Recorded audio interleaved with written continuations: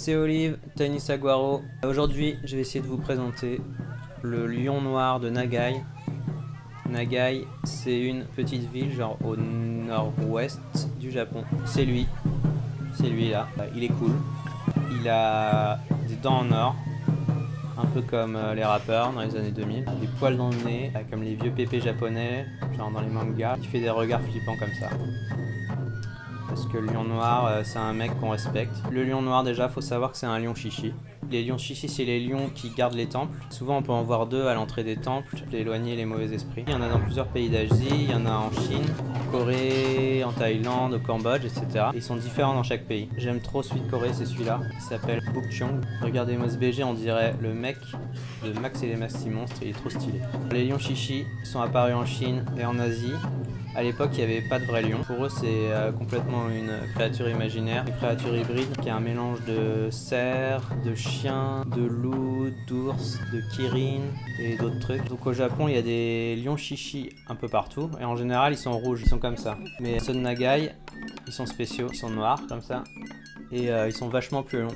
Pour certaines occasions, notamment au printemps, les lions sortent du temple et ils parcourent les rues comme ça, au son d'une musique chelou à base de flûte et de tambour. C'est eux qui font cette musique. Ils font une ambiance assez psyché. Les lions de base, genre les lions chichi rouges normaux, ils sont que 2 ou 3 personnes à l'intérieur. Mais à Nagai, ils sont chauds, ils se mettent à jusqu'à 17 dedans. Le premier de la bande, il tient la tête du lion. Il l'a au-dessus de lui comme ça. Il la tient avec ses bras. Quand le lion claque sa mâchoire au-dessus de nous, ça nous bénit. Ça nous protège des mauvais esprits. Donc ça, c'est cool. Mais souvent, ils font claquer la mâchoire au-dessus de la tête des enfants. Ils flippent trop et ils se mettent à pleurer. Ça fait marrer tout le monde autour. Alors moi, quand j'étais petit, j'avais vu E.T. faisait des cauchemars de ouf. Je pense que c'est pire pour eux parce que il existe en vrai à côté de chez eux et tout. Les gens qui sont dans le costume, ils peuvent voir où ils vont parce que le tissu est transparent. Dans la bouche du lion, il y a une langue tissu.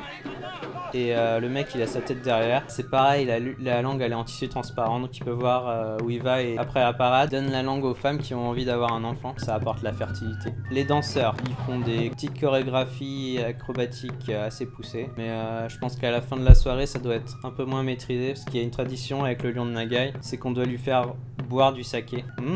Si on lui met pas de saké, on s'attire ses foudres. Le lion a un caractère assez vénère. Il part dans tous les sens, comme un chien fou. Donc on l'apaise avec du saké. La Ritaline des lions. Et le mec qui est derrière la tête, il récupère le saké dans un petit bol et il en boit un peu. Et après il le passe au mec derrière, qui le passe encore au mec derrière et tout ça. Et à la fin, le dernier qui est au cul du lion, il balance le bol par terre.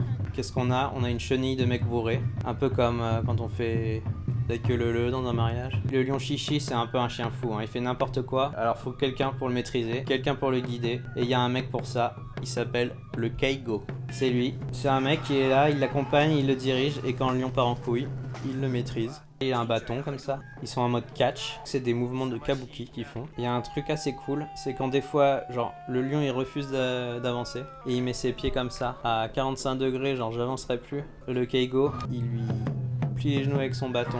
Et donc les Keigo, ils sont habillés comme ça. Ça ressemble un peu à l'accoutrement des sumo. Il y a 2 temples à Nagai qui, pour décider de qui sera le prochain Keigo, ils organisent un tournoi de sumo. Et le gagnant, c'est le nouveau Keigo pour l'année d'après. Donc tout le monde se bat pour être le nouveau Keigo. Car c'est un honneur, c'est une responsabilité. Et ça me rappelle quand j'étais à l'école maternelle, genre il y avait un cochon d'Inde dans la classe. Et le week-end, il y avait personne pour le garder. Alors un enfant de la classe le prenait chez lui. Et genre quand on te donnait Gaufred à garder, c'était genre un honneur, c'était une responsabilité. Donc c'est un honneur et une responsabilité d'être le Keigo. Pourquoi il est long comme ça?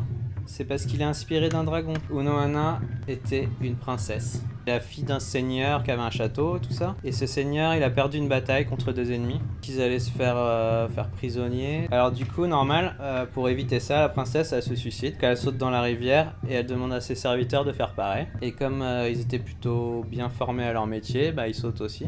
Et selon la légende, il y avait 1 millier de serviteurs. Donc j'imagine que ça devait faire un peu comme le jeu vidéo Les Lemmings, où ils tombent dans le trou en suivant la queue leu. Suivant la légende, cette princesse, après sa mort, elle serait réapparue sous forme d'un énorme serpent qui aurait remonté la rivière et traversé le village. Et selon certains témoignages, c'est un serpent qui ressemblait à un dragon avec une tête de chien. Il a des vagues stylées dessinées sur son corps, genre des éclaboussures, là. Et c'est à cause de ça parce qu'il a remonté la rivière. Il faut savoir que le lion noir, c'est le dieu protecteur des pompiers. Les pompiers font purifier leur matos à coup de claquement de mâchoire aussi. Alors lui, c'est un sculpteur de tête de lion Faut savoir qu'il faut 1 an pour en faire une. Et ce mec est triste parce qu'il n'y a plus beaucoup de sculpteurs de lions. Et heureusement, Safri a pris le relais. Au début du 18e siècle, les lions étaient mal vus parce qu'ils créaient des embrouilles. En fait, les villages voulaient surtout pas avoir les calamités et les mauvais esprits chez eux. Alors pour les faire partir, ils faisaient sortir le lion et ils faisaient du bruit, du tambour comme des bourrins. Et genre ils claquaient les dents du lion comme des oufs, qui fassent peur aux mauvais esprits. Sauf que le village d'à côté, ils entendaient que les autres faisaient du bruit là-bas. Et ils se disaient putain, ils nous envoient les mauvais esprits dessus. Et alors ils faisaient aussi un max de bruit pour renvoyer les mauvais esprits. Et les autres ils répondaient encore plus fort et le ton montait entre les villages. Et à l'époque, comme il y avait des épidémies et tout, donc c'était un sujet sérieux. Donc ils étaient sur les nerfs et en général ça se finissait par aller se régler sur un terrain entre les deux villages avec les lions qui se bastonnent et en mode bagarre générale avec des blessés et tout ça. Donc pendant que les adultes se faisaient leur battle de bruit de lion, les enfants aussi en parallèle se lançaient des pierres et j'ai lu aussi qu'ils se faisaient des bagarres de cerfs-volants. Donc je sais pas trop en quoi ça consiste, mais j'imagine que c'était moins trash. À cause de tous ces dérapages, les Japonais ont décidé de bannir les lions. Alors ils ont été interdits pendant des dizaines d'années, mais finalement c'est revenu vers le 18e siècle. À cette époque, chez les paysans, il n'y avait pas beaucoup de sous. Les terres étaient léguées seulement à l'aîné des familles. Il n'y avait pas assez pour donner aux autres enfants. Donc l'aîné, il faisait sa vie, il cultivait ses terres. Et il avait une femme et tout. Mais les deuxièmes et troisièmes, etc., les autres fils, ils devaient se débrouiller pour gagner de l'argent, alors ils galéraient. Et un des métiers possibles pour ces mecs, c'était de faire le danseur de lion. Donc dans les lions, il y avait ces mecs pas très éduqués et super aigris parce qu'ils étaient pauvres. Au moment de faire les processions, ils montaient au village voir les bourgeois. Et autant dire qu'ils se faisaient plaisir à se venger de leur sort en faisant des sales coups aux villageois, en les faisant flipper et en leur volant des trucs. Un peu comme dans Quand on arrive en ville, sauf qu'à la place de Daniel Balavoine, c'est genre des pecnos japonais. Alors pour éviter d'être dans le collimateur des danseurs de lion, les villageois voulaient se faire bien voir et ils leur filaient du saké et ils leur offraient des repas. Et c'est de là que vient la tradition de mettre du saké dans la bouche du lion. Voilà, vous avez un peu le portrait de cette sacrée bestiole qu'est le lion noir de Nagaï. Au Quai Branly, ils en ont un, au musée du Quai Branly. C'est à l'occasion d'une expo au Quai Branly qu'on avait proposé notre projet de pins. Voilà, n'hésitez pas à venir le regarder sur notre site tanisaguaro.fr. Je vous dis à bientôt peut-être.